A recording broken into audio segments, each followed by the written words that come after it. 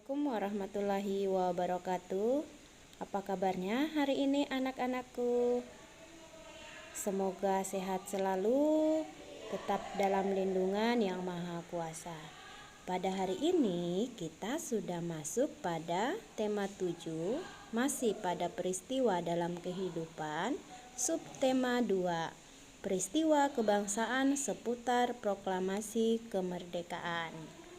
Anak-anakku, silahkan dibuka buku siswa halaman 87.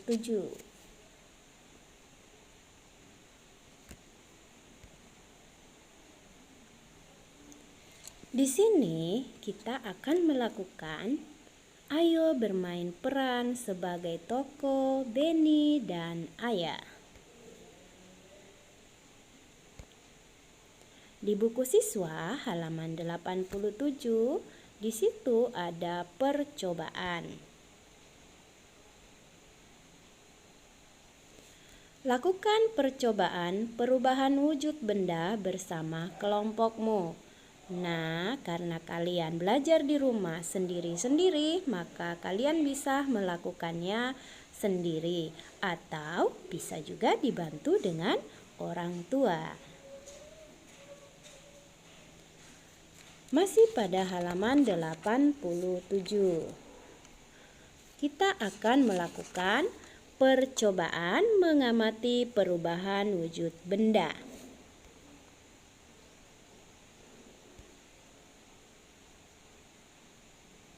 Nah, anak-anakku, kalian akan mengamati perubahan wujud benda di mana alat dan bahan kita menggunakan es batu, mangkuk, palu atau martil. Nah, ini bahan-bahannya sangat mudah. Mungkin kalian sudah ada di rumah kalian. Cara kerjanya, anak-anakku, siapkan alat dan bahan. Pecahkan es hingga berukuran kecil-kecil. Letakkan beberapa potong es di mangkuk. Letakkan es tersebut di bawah panas terik matahari. Biarkan es selama 5 menit. Amatilah perubahan pada es. Hasil percobaan kalian tulis pada kolom kesimpulan. Seperti pada layar berikut.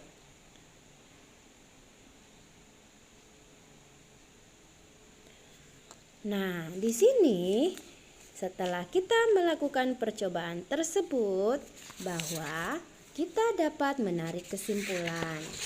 Kesimpulannya adalah peristiwa perubahan wujud benda padat menjadi benda cair karena adanya pemanasan disebut mencair. Jadi prosesnya mencair seperti itu. Kemudian contoh lain peristiwa mencair. 1. Mentega dipanaskan. 2. Logam dipanaskan pada suhu tinggi. 3. Lilin dipanaskan.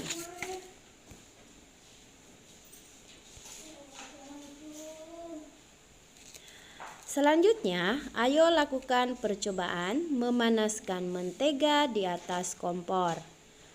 Tuliskan prosedur percobaan seperti berikut. Anak-anakku, kalian menuliskan judul percobaan, tujuan, alat dan bahan, langkah kerja, dan kesimpulan.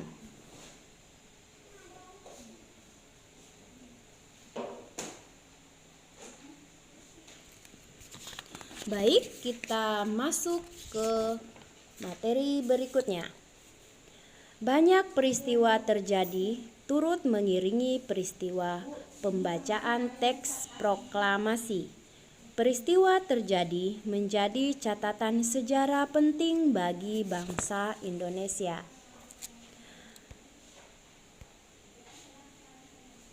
Sekarang bacalah teks berjudul Peristiwa menjelang dan sesudah pembacaan teks proklamasi di buku kalian, terdapat pada halaman 90.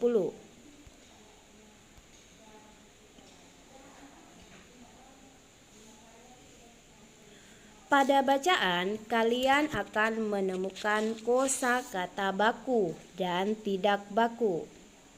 Bacaan peristiwa menjelang dan sesudah pembacaan teks proklamasi. Selanjutnya, kosakata yang kalian dapatkan pada bacaan dituliskan di dalam tabel seperti pada layar. Kosakata baku, arti kata, kosakata tidak baku, dan arti kata. Nah, apakah kamu sudah paham teks yang sudah dibaca?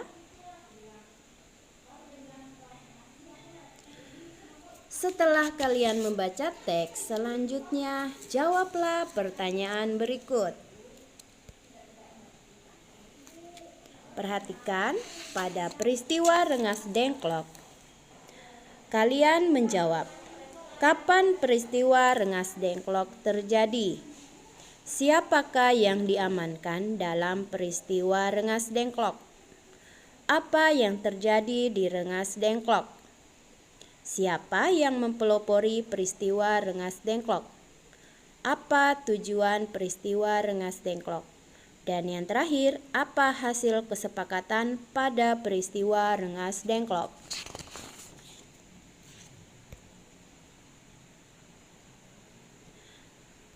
Anak-anakku yang berbahagia, kita lanjutkan. Ceritakan kembali peristiwa-peristiwa yang terjadi setelah pembacaan teks proklamasi kemerdekaan Indonesia pada kolom berikut. Bagian A. Penyebarluasan berita pembacaan teks proklamasi kemerdekaan. Yang kedua, reaksi masyarakat Indonesia.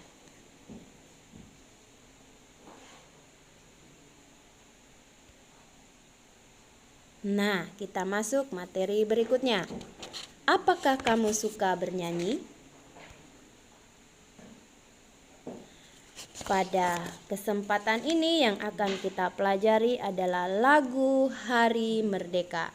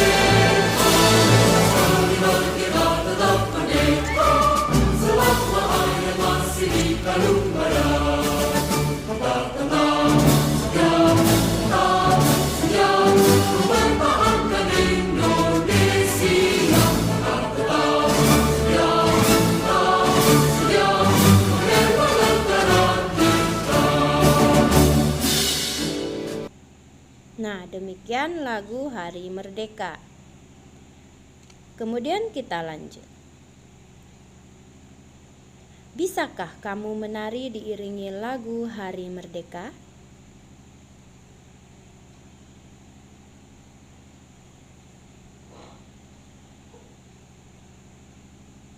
Kita akan masuk materi gerak tari.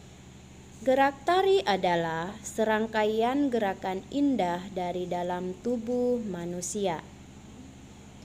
Penampilan gerak tari akan terasa lebih indah jika ada iringan musik.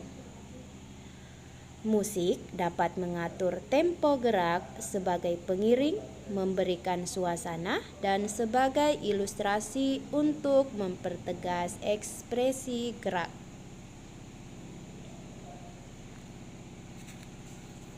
Keindahan gerak tari juga dapat dilihat dari pola lantai saat penari memperagakan gerak tari. Ada 3 bentuk karya tari menurut jenisnya, yaitu bentuk karya tari tunggal, karya tari berpasangan,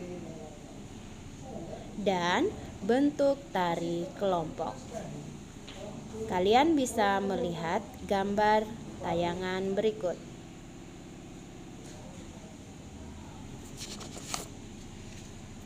Ayo berdiskusi.